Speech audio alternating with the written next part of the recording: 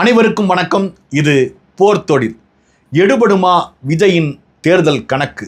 புதிதாக சேர்ந்திருக்கிற கூட்டாளிகள் OPS, TTV, Sengottaiyan என அதிமுகவின் உதிரி பாகங்களை வைத்து விஜய் கட்ட இருக்கின்ற கற்பனை கோட்டை, இதையெல்லாம் பற்றி தான் இன்றைய காணொலியில் நாம் பார்க்க இருக்கிறோம்.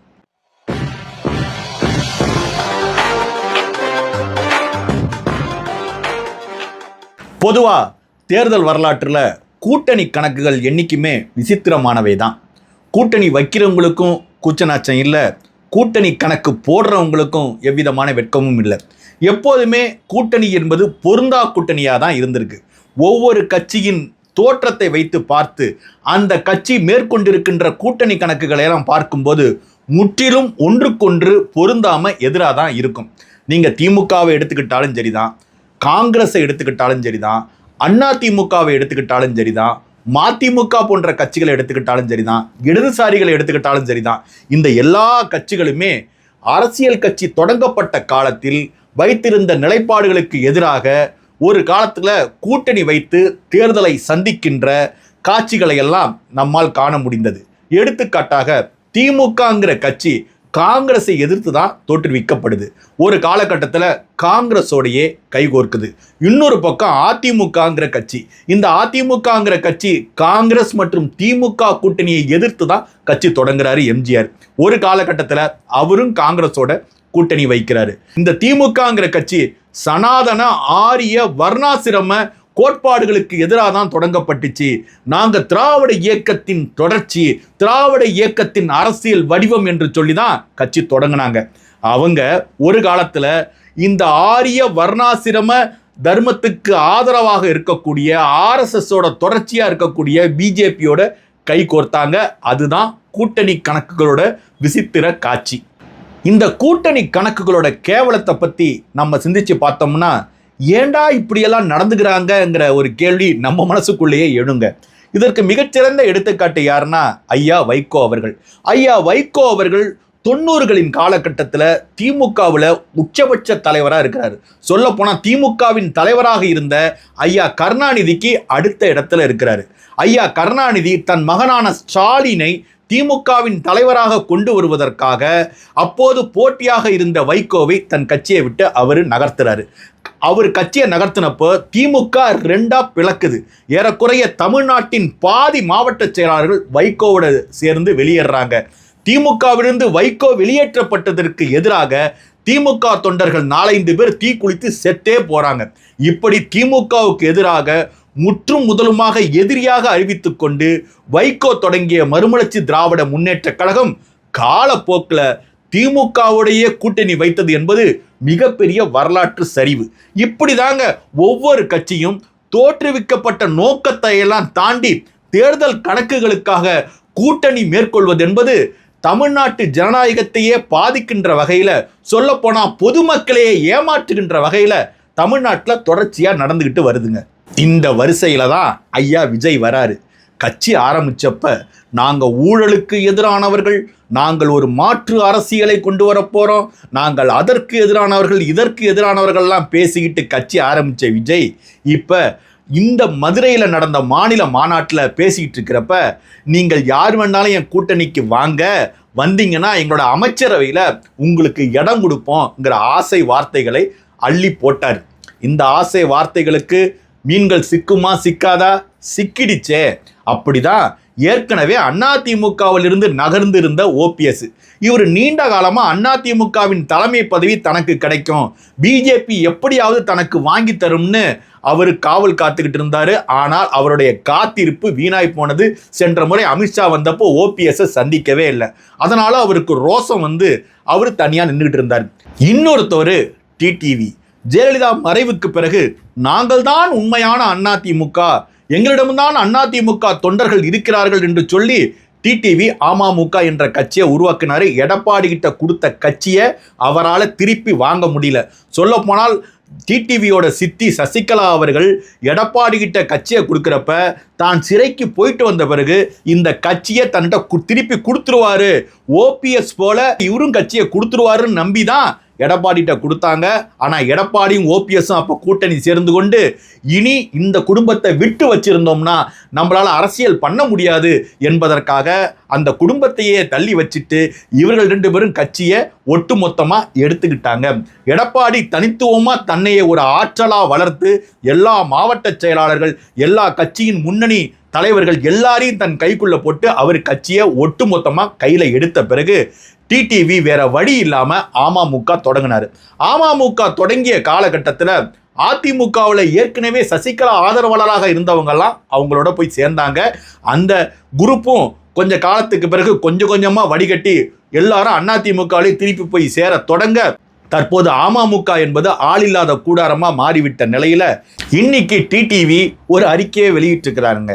அதன்படி தேசிய ஜனநாயக கூட்டணி பாரதிய ஜனதா தலைமையிலானது அந்த கூட்டணியிலிருந்து தாங்கள் வெளியேறுகிறோம் என்ற மிக பயங்கரமான ஒரு அறிவிப்பை அவர் வெளியிட்டிருக்கிறாரு. ஐயோ, இனிமே பிஜேபி அதிமுக என்ன பண்ணோம் அப்படின்னு நம்ம யாராவது சிந்திச்சோம்னா நாமே நமக்காக சிரிச்சிக்க வேண்டியதான்.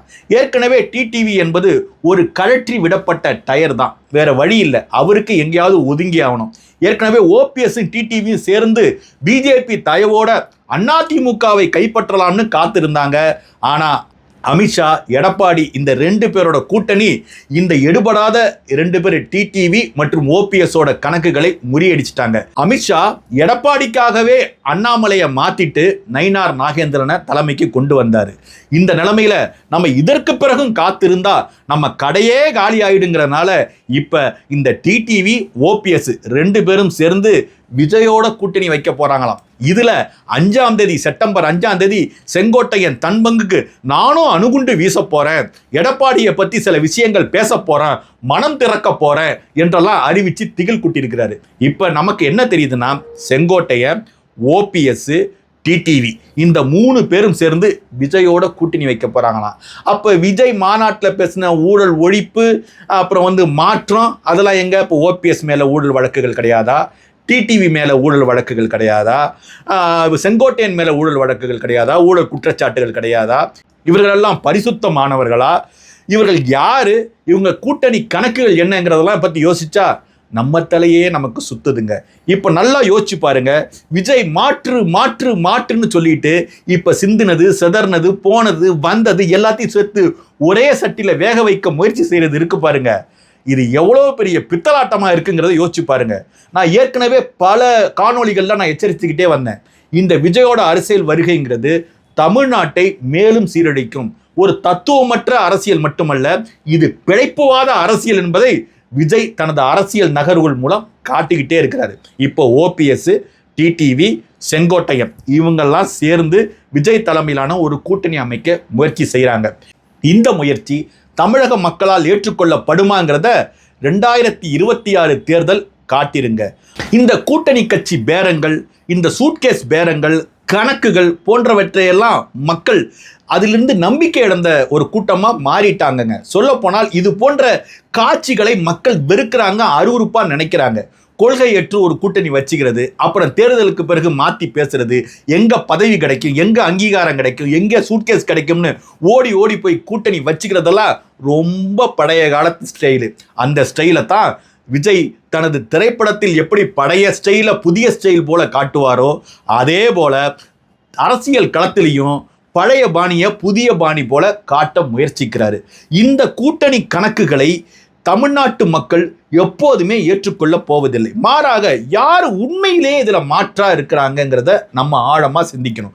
இந்த கூட்டணி கணக்குகள், சூட்கேஸ் பேரங்கள் போன்றவற்றையெல்லாம் ஈடுபடாம தனது தனித்துவத்தோடு 234 தொகுதிகள்லையும் வேட்பாளர்களை நிறுத்தி, சொல்ல போனா படித்த இளம் வேட்பாளர்களை நிறுத்தி தமிழ்நாட்டு அரசியல்ல ஒரு மாற்று அரசியல் புரட்சியை உண்டாக்குவதற்காக மரங்கள் மாநாடு, ஆடு மாடு மாநாடு, சூழலியல் பிரச்சனைகள், மக்கள் போராட்டங்கள் என்ன எல்லாவற்றிலும் களம் கண்டு நாம் தமிழர் கட்சி தனித்துவமாக நிற்கிறாங்க.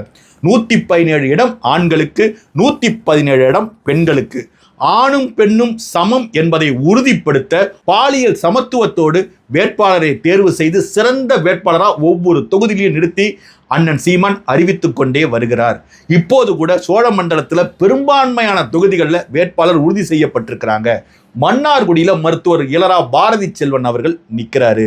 இப்படி மருத்துவர் இளரா பாரதி செல்வன் போல ஒவ்வொரு ஊரிலையும் தட்டி பார்த்து அண்ணன் வேட்பாளரை நிறுத்துறாரு. இதுதாங்க மாற்று அரசியல். சிறந்தவர்களை தேர்வு செய்து அவர்களை வேட்பாளராக முன்னிறுத்துவது இருக்கு பாருங்க, அதுதான் மாற்று அரசியல் புரட்சி. மீண்டும் மீண்டும் கூட்டணி வச்சுக்கிட்டு அந்த புளிச்ச பழங்கொட்டைகளுக்கே, சொல்ல போனால் அரசியல் என்ற குட்டையில ஊர்ன மட்டைகளுக்கே சீட்டை கொடுத்து இந்த அரசியலையும் மக்கள் நம்பிக்கையும் பாழாக்குற கூட்டத்திற்கு மக்கள் என்றுமே ஆதரவு அளிக்க கூடாது. அதுதான் இந்த தேர்தலில் மக்களுக்கு விடுக்கப்படுகின்ற மகத்தான எச்சரிக்கை. இதுல கொடுமையிலும் கொடுமை, கேவலமான கொடுமைன்னு ஒன்று இருக்கு பாருங்க. அது எதுன்னா, இப்ப இன்பன் உதயநிதினு ஒருத்தர் வராருங்க. அவர் யாருன்னா இட்லி கடை என்கிற திரைப்படத்தோட தயாரிப்பாளராம், உதயநிதி ஸ்டாலினோட மகன். இப்ப இன்பநிதிங்கிற பேரை இன்பன் உதயநிதின்னு மாத்திக்கிட்டு அவர் தயாரிப்பாளர் அவதாரம் எடுத்திருக்கிறாரு.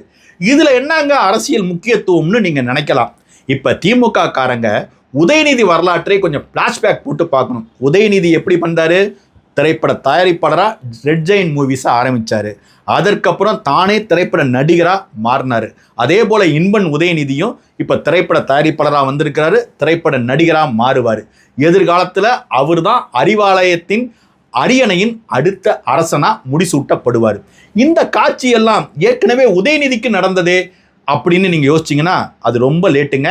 அதற்கு முன்னதாக ஸ்டாலினுக்கும் இப்படி தான் நடந்துச்சு. இப்படி ஒவ்வொருத்தவங்களும், குடும்பத்தில் இருக்கிற ஒவ்வொருத்தவங்களும் ஒரே மாதிரியாக பாணியை வகுத்து கொண்டு அறிவாலயத்தின் அரியணையை பிடிக்க வர காட்சிகள் இருக்கு பாருங்க, அது மிக கேவலமாக இருக்கு. சரிங்க, நம்ம ஊப்பிக்களை பற்றி பேசுவோம். இப்போ ஊப்பிக்களோட நிலைமை எப்படி இருக்கு? முதல்ல பாக்கெட்டில் கருணாநிதியோட புகைப்படம் வச்சுக்கிட்டு அலைஞ்சிக்கிட்டு இருந்தாங்க. அடுத்தது மு.க. ஸ்டாலினோட படத்தை வச்சு அலைஞ்சிக்கிட்டு இருந்தாங்க.